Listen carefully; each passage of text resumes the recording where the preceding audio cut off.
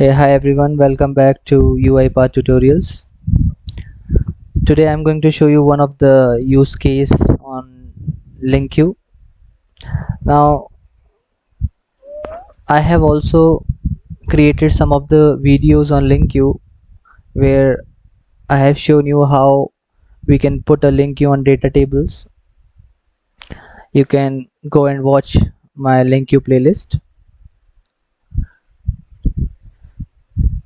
Now in this use case, what the bot will do is it will read attendance Excel file which have three columns, which is name, attendance and date. Now you can see that Arun is present for the 3 days 14, 15, 16, and Rahul is absent for 2 days 14, 15, and present for 1 day. Now I want the output should be look like where the Arun is present for 3 days but absent on 0 day, means it is present for all 3 days, but Rahul is basically absent for 2 days but present for 1 day. This is what I want the bot should do. And if you read out here, it is mentioned as we have to get a total present and absent of each student from the input file. Now this is the input file and I want that the bot should get a total present and absent for each student and creates output file. It creates output file which look like this. Now let's move to the studio to create this. So instead of Excel I'm using a build data table activity. You can use Excel also. You can put all your data, the similar data in the Excel file.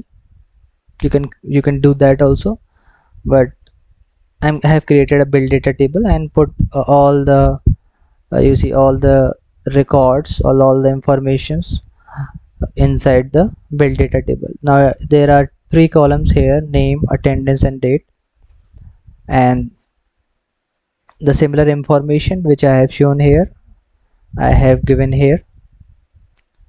Now the build data table always gives an output in the data table. It means the output is always a data table, so it is just holding the records into the input variable which is of data table type. Similar way I have used one more build data table which will be treated as an output data table. Why I have created a separate output data table, I'll tell you, because I want these headers to be there, like name, total present and total absent. I want these headers to be there in the output file. Now if you go to the property, similar way I have stored it into the output variable which is again a data table. A variable type is data table for this also. Now I'll use a assign activity, and to the left I'll use output, and to the right I'm going to write an expression for the Linq. Now let me write the expression, that I'll explain it. I'll write it as a from rn input. Rn input is a data table. Now I'll put a group by. This is the way to write a group by, and z equals to r name. R is instance basically that we have created here. If you see here for the input, that's what I'm using here. Now R have all the columns name. Then I will write as R in the bracket column name dot to string dot trim, because if there is any spaces it will neglect it. Then I'll put it into one of the instance like grp equals to group. Now this is the way we have to put a group by. If you want to put a group by on some more columns, like for me it's name only, but let's assume there is here it is a role is there or designation is there, something like that, and you can also put, like, you can put an and command here, and then similar way you can write it double quotes and then column. So for now I'm putting a group by on one column only, that is name. Now For this you can create anything like a b c d f g, whatever you want to give. It's an instance. In a similar way I have created r, you can write down row also, but whatever you have created here, just try to refer the same instance here and here at the both places. Now what I'll do, I'll run the let let temp1 equals to grp. This is a similar group. Now what I'll do, I'm going to put a function which is where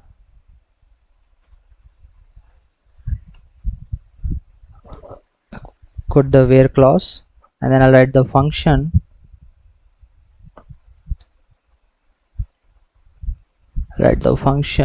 and then x, then x inside the bracket is, I have to write down the attendance basically. This is what the column is, right? The next column is attendance. Now why I'm doing that, I'll tell you. I'm putting a where clause on the group, and I'm iterating the, you can say, the each row one by one. Why? Because I'm just checking the attendance, that the attendance dot to string dot trim, I'll write down trim. You can write to upper also, because somewhere you see it's p, it might be that someone has put a small p here also, so the bot should also consider that. So I'll write down the to upper, it will always do to upper to the data, and then I'll write that equals inside the bracket p. Now I'm just matching, okay, these particular cell of attendance of each cell of attendance, which is this 1 2 3 4, each cell I'm checking one by one whether it's a p or not, is equals to p or not. If it is equals to p, then I'll write the count here. I want a count from it, right? Now what it is will do, it will store this whole information of each cell, or you can call each row, into the temp. Now again I have done for the p. Now I want to do it for the absent also. I'll again write the same thing, where grp dot where bracket starts and ends, then function x, then x is basically, again I have to write the attendance, the to string dot trim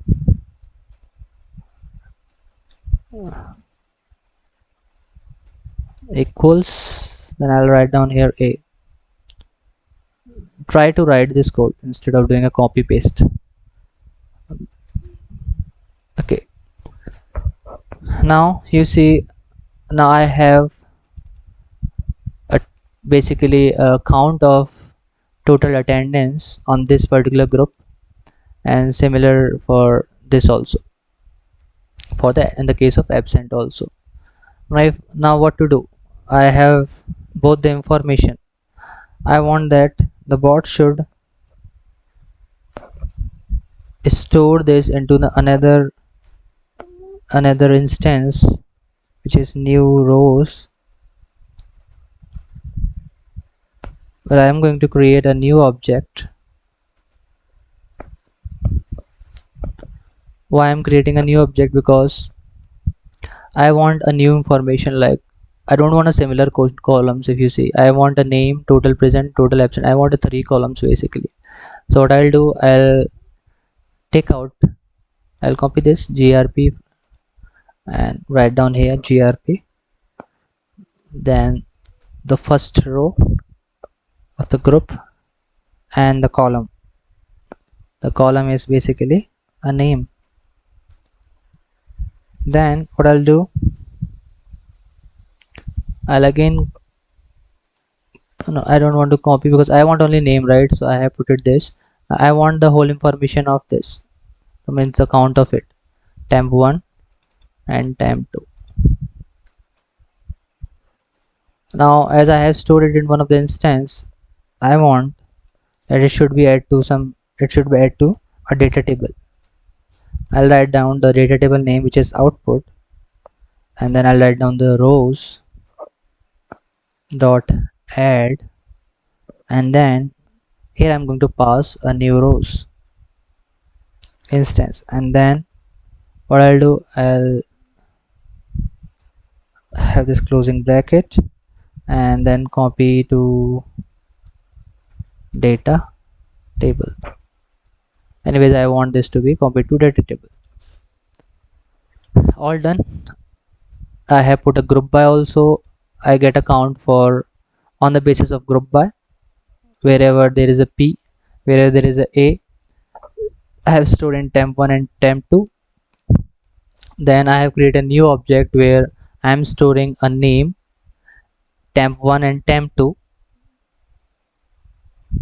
into a new rows, and then I'm passing this new rows here to this output data table, and then at the end I'm just writing copy to data table because I want this to information to be present to the right, to the left side, and this is to be assigned here. Now let me use the out data table here, and I'm going to pass the output and then str output. Let me use a right line and pass str output. Let me run it.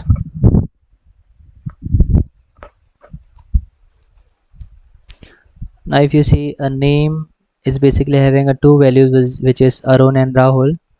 Now total present is 3 and total absent is 0, where for Rahul the total present is 1 and the absent is 2. This is how the result look like.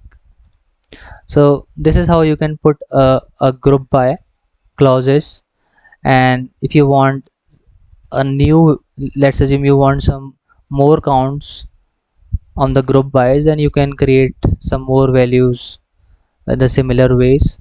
And you have to remember this because uh, this will going to help you to put to just retrieve only those columns which is required. Like for me, if you see, I only required the name, total present and total absent. I want these three columns, so that's why I have defined these three columns here. So whichever columns you want it to be retrieved, you can just write it here, and then this particular instance will go to the add function, which will going to add all the rows into the output data table. Now this is it, like this is how you can put a group by clauses. I'll try to make some more videos, and let me know if I am wrong at any place. You can correct me also. Thanks for watching my video. Have a great day.